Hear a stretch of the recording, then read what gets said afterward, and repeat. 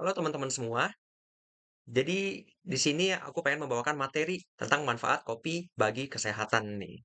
Nah, namun sebelum kita masuk ke materinya, perkenalkan dulu, nama aku Clement Nathanael dan aku adalah mahasiswa Universitas Bina Nusantara Kemanggisan dengan NIM 260206165 dari jurusan Computer Science and Statistics. Oke, nah karena aku sudah memperkenalkan diri, kita langsung masuk aja nih ke materi tentang kopi. Namun sebelum kita masuk ke manfaatnya, di sini aku bakal bahas dulu nih, sedikit fakta tentang kopi. Nah, jadi kopi memiliki dua spesies utama, dan yang paling terkenal ya, yaitu adalah Arabica dan Robusta. Nah, jadi perbedaan Arabica dan Robusta ini lumayan banyak, dan di sini yang pertama adalah dari segi produksinya, di mana produksi Arabica itu lebih banyak ya, dibanding produksi Robusta. Lalu, untuk ketinggian penanaman tanaman Arabica dan Robusta ini juga berbeda, di mana Arabica ini harus ditanam pada ketinggian 2.000 kaki ke atas, sedangkan untuk Robusta bisa dari 0, 0 mdpl mungkin ya, hingga 2.000 kaki gitu. Lalu, yang ketiga itu adalah dari segi perbandingan kafeinnya, di mana kafein pada Robusta itu kurang lebih 2 kali lipat lebih banyak dibandingkan dengan Arabica. Nah, lalu dari segi kualitas juga Arabica ini cenderung memiliki kualitas yang lebih tinggi dibandingkan dengan kualitas kopi Robusta. Tetapi juga tergantung dengan produsen dan cara memprosesnya.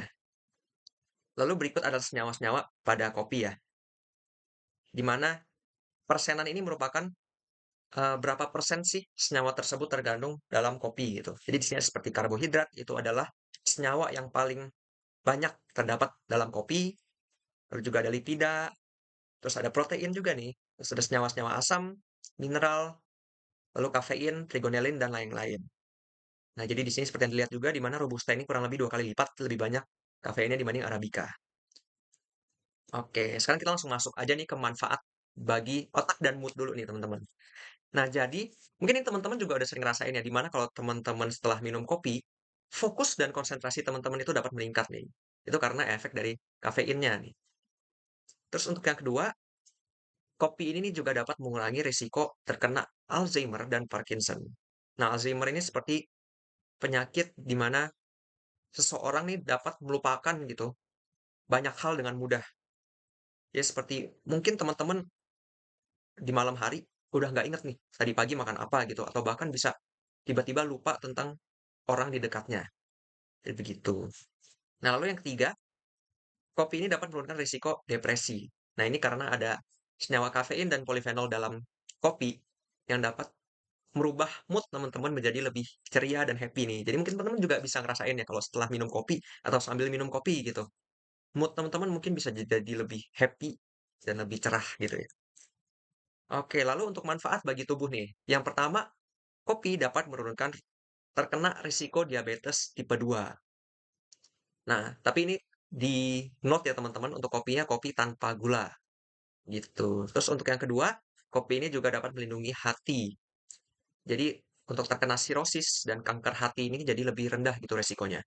Nah, sirosis ini adalah pengerasan hati gitu ya. Jadi di mana hati itu menjadi lebih keras sehingga fungsinya menjadi tidak maksimal dan tidak baik gitu.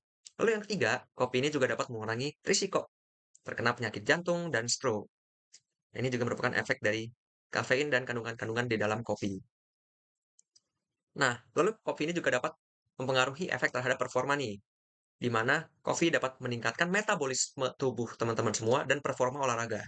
Jadi, kalau teman-teman minum kopi ini sekitar setengah jam kurang lebih sebelum olahraga, performa olahraga teman-teman dapat menjadi lebih baik gitu. Terus juga ada sedikit fakta menarik tentang kopi, di mana dalam sebuah studi kohort besar, dan di studinya ini diikuti selama 30 tahun gitu ya, diadakan selama 30 tahun, ditemukan bahwa orang-orang yang minum 3 sampai 5 cangkir kopi per hari memiliki risiko 15% lebih rendah untuk meninggal dini dari semua penyebab, termasuk penyakit-penyakit yang telah ditulis. Oke, fakta menarik ya teman-teman.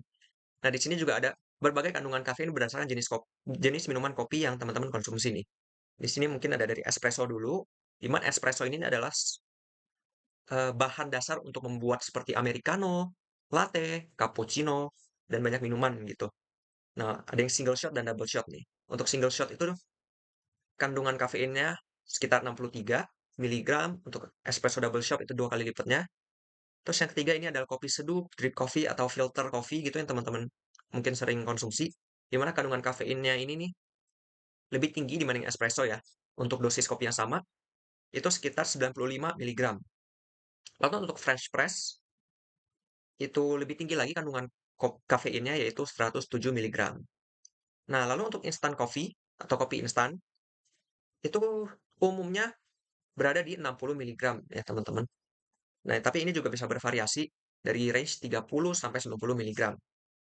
Lalu ini adalah decaf coffee, di mana ini kopi yang diproses secara khusus untuk menghilangkan habis-habisan kafein yang ada di dalam biji kopi, di mana kandungan kafeinnya menjadi sangat rendah, yaitu sekitar 2 sampai 5 miligram saja. Lalu yang terakhir untuk cold brew, ini di mana kopi yang diseduh dalam suhu ruangan atau suhu dingin selama 12 sampai 48 jam, di mana kandungan kafeinnya cukup tinggi, yaitu 155 miligram, dan bisa lebih tinggi lagi tergantung seduhannya atau lama seduhannya gitu. Nah, ini mungkin boleh di-note juga teman-teman, di mana jumlah kafein yang dicantumkan di sini adalah di mana dosis kopi kopi sebelum diseduhnya itu sama ya teman-teman. Nah, jumlah kafein juga dapat bervariasi nih tergantung ukuran, jenis biji kopi, metode seduh, dan merek gitu. Nah, lalu teman-teman ini perlu ingat juga tentang anjuran untuk mengonsumsi kopinya nih, di mana batas kafein harian teman-teman adalah 400 miligram kafein per hari untuk orang dewasa sehat. Nah, ini setara sekitar 4 sampai 5 cangkir kopi seduh, tergantung jenis minuman yang teman-teman minum juga. Oke, yang kedua, hindari tambahan gula atau bahkan boleh jangan pakai gula sama sekali gitu. Kalau kopi hitam paling sehat. Jika terlalu banyak gula, sirup, krim, tentunya dapat menambahkan kalori dan malah meningkatkan risiko diabetes. Terus juga ada waktu konsumsi yang tepat nih, yaitu hindari minum kopi mulai 6 jam sebelum tidur gitu.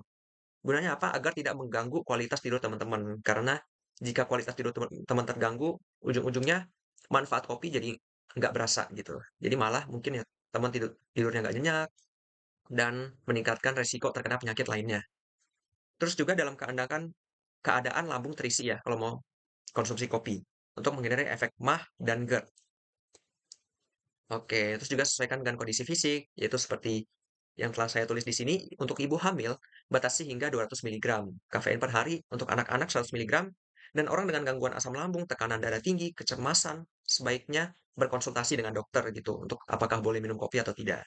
Lalu pastikan juga pilih kualitas kopi yang baik, pilih kopi tanpa kontaminan, dan pastikan kualitas selama proses pembuatannya terjamin.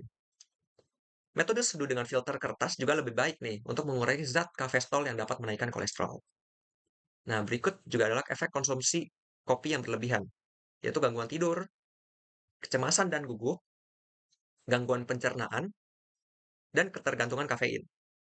Nah, jadi ya, teman-teman kalau minum kopi terlalu banyak, takutnya jadi ketergantungan. Dan ketika teman-teman 1 atau 2 hari melepas kopi atau tidak mengonsumsi kopi, dapat menimbulkan sakit kepala, kelelahan, dan moodnya malah jadi berantakan gitu.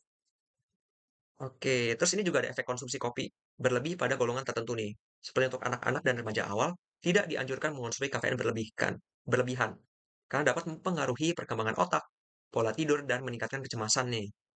Nah, dari American Academy of Pediatrics juga merekomendasikan menghindari kafein untuk anak-anak. Lalu untuk ibu hamil dan menyusui, konsumsi kafein ini dapat dikaitkan dengan risiko keguguran untuk bila konsumsi kafeinnya yang berlebihan ya. Nah, bayi lahirnya juga bisa berat badannya jadi rendah dan komplikasi selama kehamilan. Jadi disarankan untuk membatasi konsumsi hingga 200 miligram kafein per hari saja. Lalu ini juga untuk orang dengan gangguan kecemasan, kafein dapat memperburuk gejala kecemasan, kegelisahan, dan insomnia. Jadi disarankan untuk mengurangi atau menghindari kopi. Selain itu, kopi juga dapat meningkatkan produksi asam lambung nih dan dapat memperburuk gejala reflux yang berdampak pada penderita gangguan lambung seperti GERD dan MAH. Nah, jadi ya seperti yang teman-teman mungkin udah sering dengar, segala sesuatu yang berlebihan itu tidak baik.